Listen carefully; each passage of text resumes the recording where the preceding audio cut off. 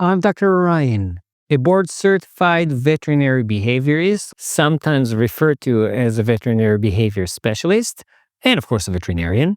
And if you've been watching my videos or actually reading my comments, you probably know that today's review is going to be about a trainer that I really love, that I really think does things correctly. The topic has been covered in this channel a few times, which is recalling when there are animals around, when there's prey around. And that's considered probably one of the most complicated or challenging recalls that there are, because there's this trigger, there's this crazy high value reward that's calling your dog away from you. Why? Because it's actually a normal behavior, and the normal behaviors are the hardest to control. I reviewed good techniques and bad techniques, but the video that I made about the good techniques, one of the comments that I kept getting was that they couldn't actually see the dogs around those prey animals. So how do they know that those techniques actually work? Well, in today's video by Kikopup, we're gonna see if it works or not. Let's check it out. Hi everyone, this video is on the topic of teaching your dog to relax and listen to you around prey. Now I have a unique situation here in which I do want Mr. Bliss here to chase the squirrels and rabbits off of my acreage that I live on. Oh, so she actually wants her dogs to start chasing squirrels away. That's interesting. Previously, I had trained all my dogs to completely ignore squirrels. You see how the squirrel is jumping and the dogs are just looking at it, not doing anything?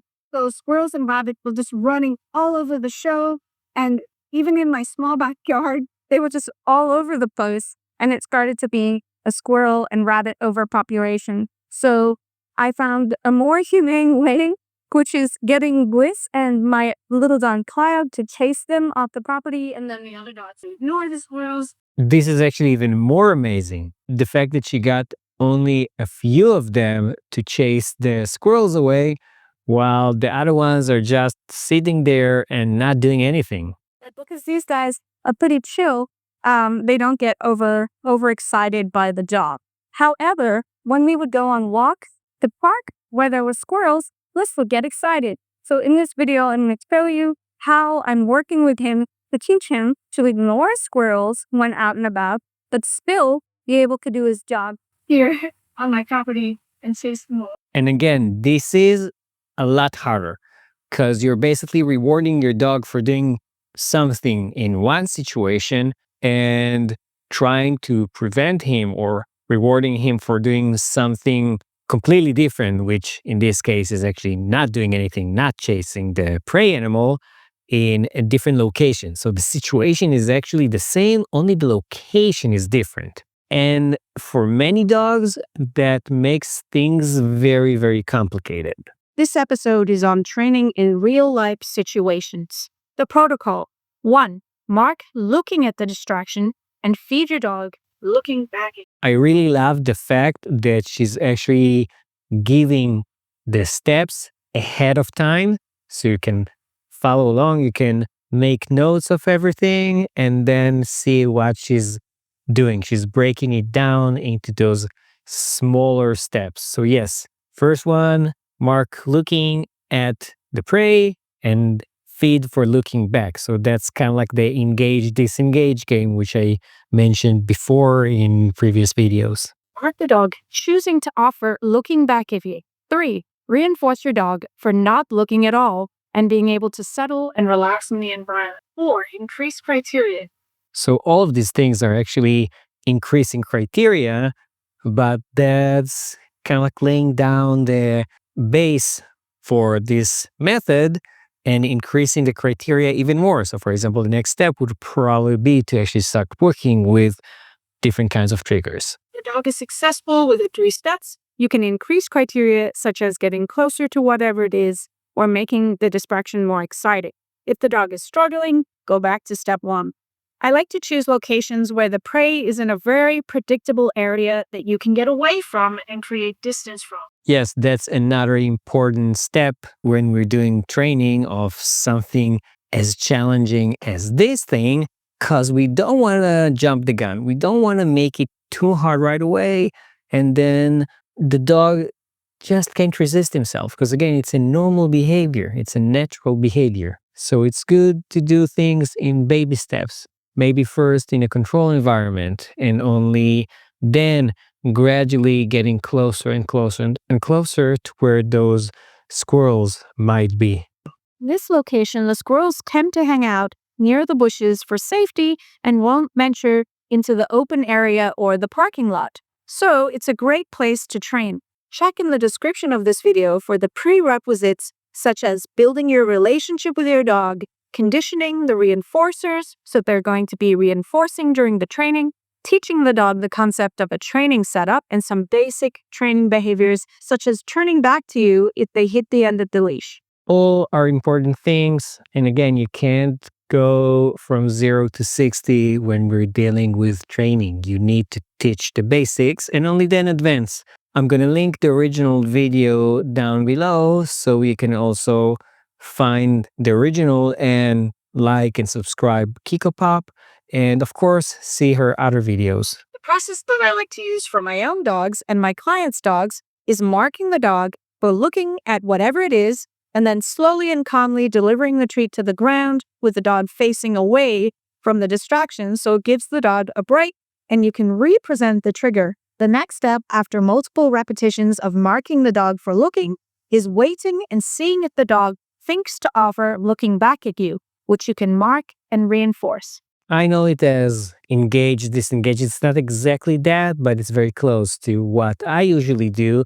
And it's a way to break it down into smaller steps. Instead of expecting your dog to completely ignore whatever it is right away, you start by actually having your dog acknowledge the trigger, but maybe at the beginning you reward him from looking at the trigger and not freaking out or not running away. So the dog learns that, oh, every time I see the squirrel or every time I see that dog, I'm gonna be if I'm okay and quiet, I'm gonna get a treat. And the next step is to reward them from turning away. So we're actually rewarding that disengage, and so on. And then the final step is getting to the point where the dog doesn't need to look at whatever it is at all and can just relax and enjoy the environment or offer you attention. It doesn't mean that the dog is not aware of the trigger. The dog is definitely aware. Don't forget, their ears are an amazing tool. Unlike me that can barely hear anymore, dogs have amazing hearing and they can even smell that rat with the fluffy tail that some people call a squirrel. I'm kidding. I actually love squirrels. So they are aware. They know that the squirrel is over there, but they were rewarded for not responding. So now there's something that has a higher value than the squirrels are. When this happens, you can increase criteria, for example, getting closer to the distraction. If your dog delays looking back after the marker, you can create distance to the point where the dog can quickly turn around when they hear their marker word. Begin stationary at a distance your dog is relaxed enough. I'm sorry I'm blocking the text, but as I mentioned, I am going to link the original video so you can see the entire thing. And if it's okay with you, I'm going to skip to the actual demonstration. Here, I'm moving towards the squirrels and I'm using a slow approach so my body movement is slow. And when I put the treats down on the ground, I'm moving my hand down slowly. If you get too close too quickly and your dog gets excited, you can always create distance and go behind your car as a visual barrier. Just before we continue, I keep calling her Kikopup because my memory is as bad as my hearing, and her real name is Emily Larlham. Emily, I apologize if I butchered your last name. Don't hate me for it. Let's look at the fluffy rats. Nice, so we can see that the squirrels are in the distance and the dog is being rewarded for looking back. For some dogs, being stationary, such as standing at your side or laying on a mat and settling, is going to be much easier for them than when you add movement. So after adding some movement, you can create some distance and work on the exercise stationary from a distance to make it easier for the dog. True. For other dogs, it might just be the opposite.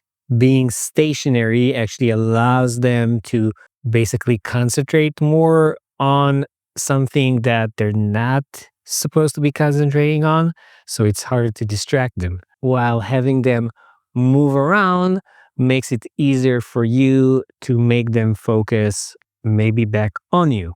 So different dogs might require different techniques. Approaching and reinforcing bliss for looking at the squirrels but walking on a loose leash, I then start to walk back and forth instead of a direct approach.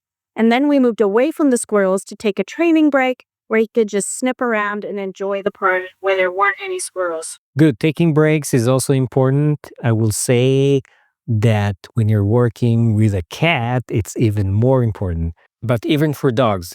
And by the way, not just dogs. There is a method called the Pomodoro learning technique, which means that you, as a person, you're gonna study for something like 20 minutes and have a 5-minute break instead of just trying to study for 1 hour straight.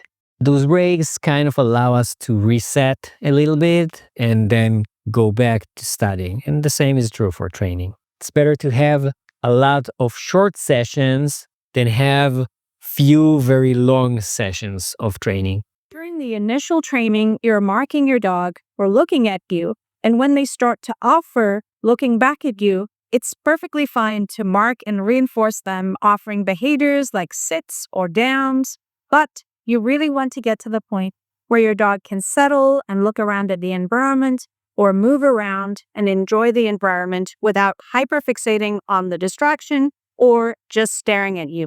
Now you have a video of dogs not chasing squirrels. I mean, if you're not convinced, go back to the beginning of this video and see it even with the squirrels and rabbits so close to the dogs in her backyard. It would have been cool to see the same dog or maybe a different dog that she worked on the chasing behavior at her backyard to show the difference, to show how the same dog will chase the prey in the backyard, but will ignore the prey in public. So thank you, Emily, Kikopup. Thank you for watching. And if you watched all the way through, please also like and subscribe. It really helps my channel grow and this information to get to many people that kind of think like you. In the meanwhile, if you want to see how you shouldn't be training your dog, why not watch this video next?